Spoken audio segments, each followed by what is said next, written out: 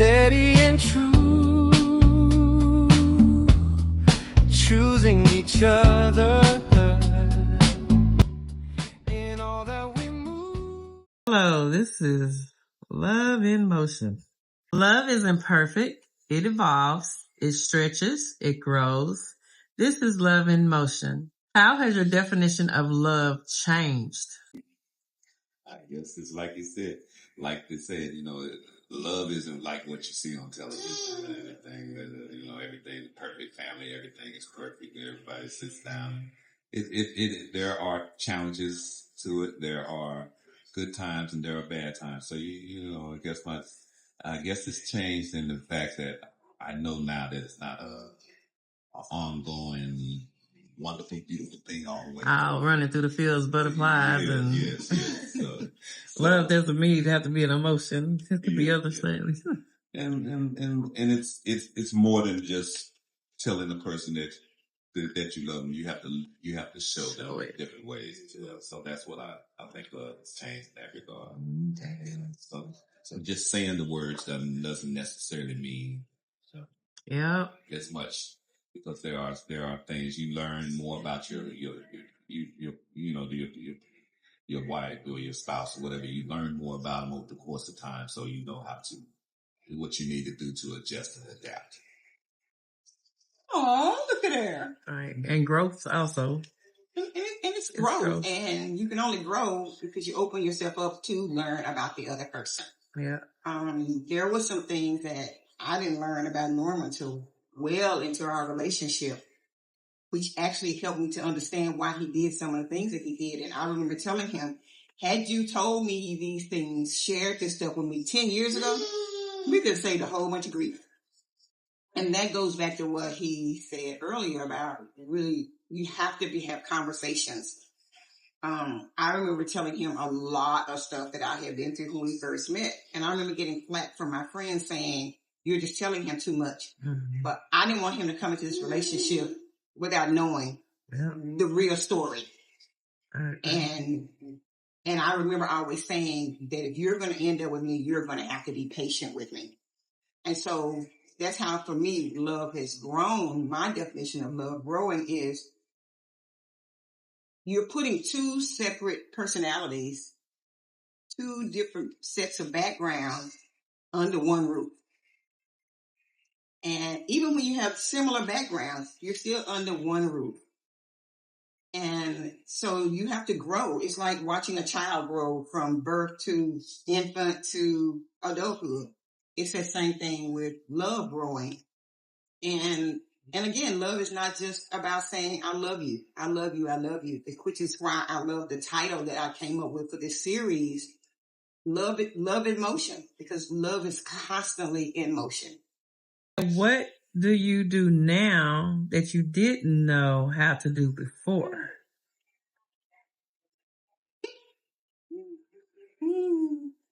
I've had to learn to be patient and realize that I'm not the only one that has feelings and the way things are going. I've had to learn to not always watch what he says, but watch body language, because sometimes body language tells you more than what words say. And like we said earlier, you will always be learning those things until the day one of you leave this earth. Learning doesn't stop. And people that say learning stops are fools, because learning continues. Because as you grow, things about you change. As you get older, things about you change. Things in life change. Things with jobs, things with families. So you have to continue to evolve regularly. Got a question? What do you do now that you didn't know how to do before?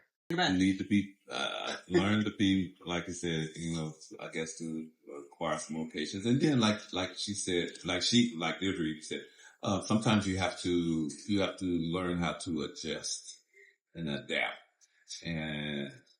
And it's on a daily basis. Sometimes it's on a daily basis and everything like that. So, to try to read or understand what's the reasoning behind things sometimes. Sometimes you have to try to understand that. And And then you can understand what and that comes with being in a relationship, knowing about each other, learning each other. So if I let's say if I'm in a bad mood, maybe Deidre knows she's paid attention to me and realizes these are certain things that trigger or make me change my mood change. Then she'll know how to circumvent those things or sometimes address it in a different way. And so I think that's what I get out of it. And vice versa, I would do the same with her, and sometimes it just, you hear the expression that is, you hear people say it all the time, the expression that,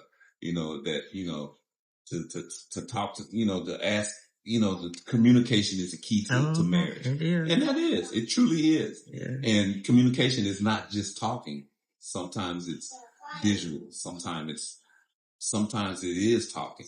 Sometimes it's listening and hearing. I learned that. Yes, listening and hearing, because listening and hearing are different. Yeah. Yep. And somebody can have something already formed in their head because they're not listening to what's been said. Yeah. So you guys look out to hear. Yeah. Yes. So I agree with that. Yeah, because I still say to him, he says, I hear you. I said, but you're not listening. You already have in your mind what you think I'm about to say. So you already have a preformed response. And then we end up talking about it for 20 extra minutes because you didn't let me finish where the horse was leading to the water. Yeah. So what does choosing each other look like now?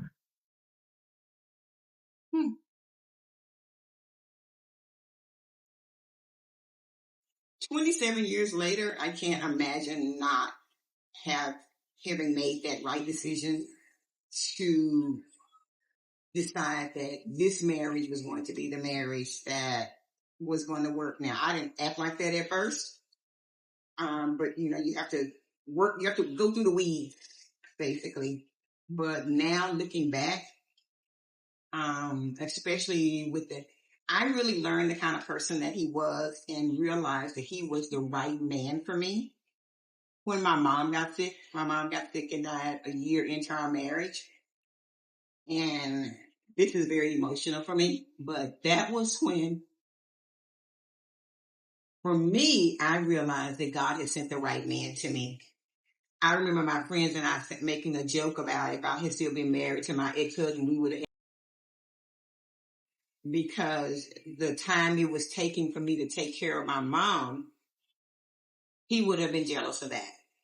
But Norman would work all day and come in and relieve me of taking care of my mother. He would sleep on the floor so he could be near her and hear her if she needed something during the night. So if I didn't know that he was the man for me before that, I knew then that there was no other, there never was going to be another. I mean, now there still were days that I was a horrible person to live with, even now. But that was when the light bulb went off for me. This is definitely who God sent to me. You got the question again? Yeah. Okay. I need to let you go first. So you don't put the question. Okay, so the question is, what does choosing each other look like now? Oh, I think choosing each other, right now it looks like I made the correct, I guess the right choice. You made the right choice, baby. Because like I say, 27 years later, and I can't imagine going this journey with anyone else. And it's been like you said, it's been a wonderful thing and experience, and I'm glad to be a part of it. I still, and I know some, I don't know, but I think sometimes she thinks that Deidre thinks that, like I said, sometimes I just sit up and she'll I'll be sitting there looking at her and she'll look up, what are you looking at? Why? Because I'm just amazed at that she's actually here with me, that I have a wife that's been with me through all this, do all these years and everything. So sometimes I just sit there and I admire her. I think she has a beauty that just captivates me sometimes. And then, like I said, I just want her to know it. And I really do. I think about it. I sit there and look at her. And sometimes when I'm not with her, I think about her. And so it just, that's why. And then sometimes, because I think of the other day when I got home from work, I had been out of town for several days. I just walked over and kissed her and said, that's because I miss you. And I rolled my eyes. Yeah.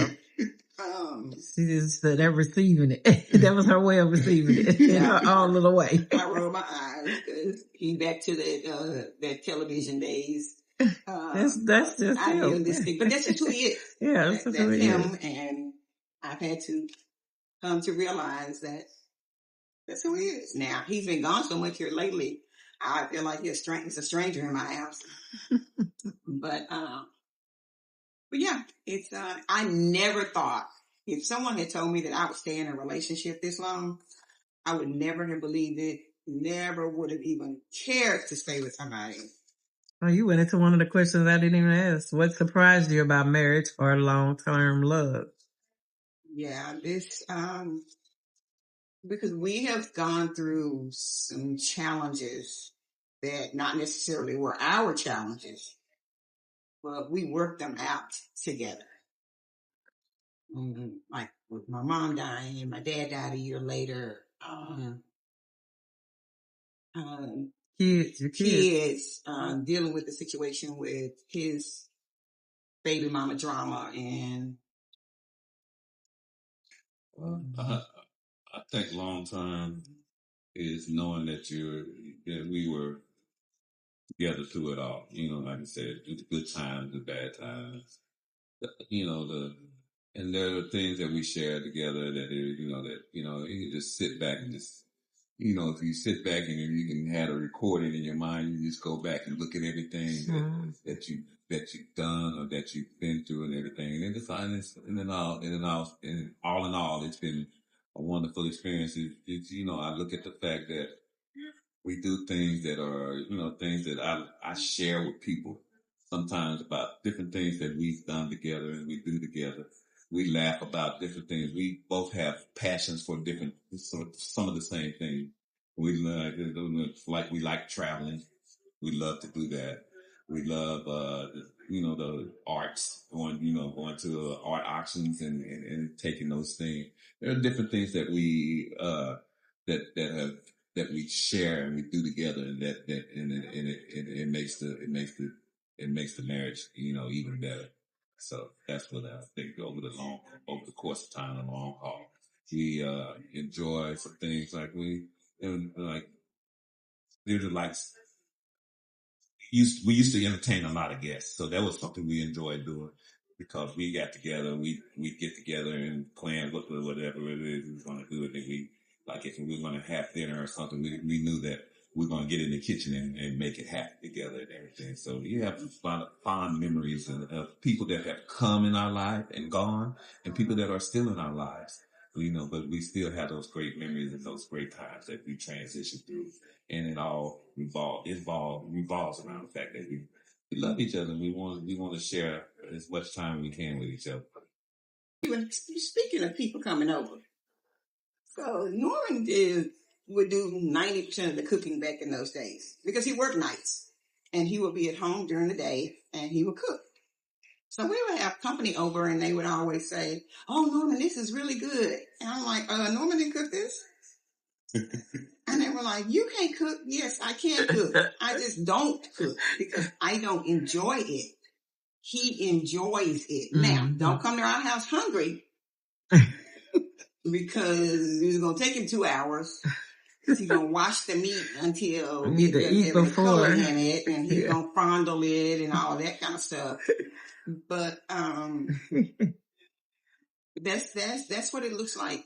I miss some of those days because we don't have those days, a lot of it anymore. But like he said, we can still look back on those days. Yeah. And move forward and make new memories, make different memories. Yeah. Love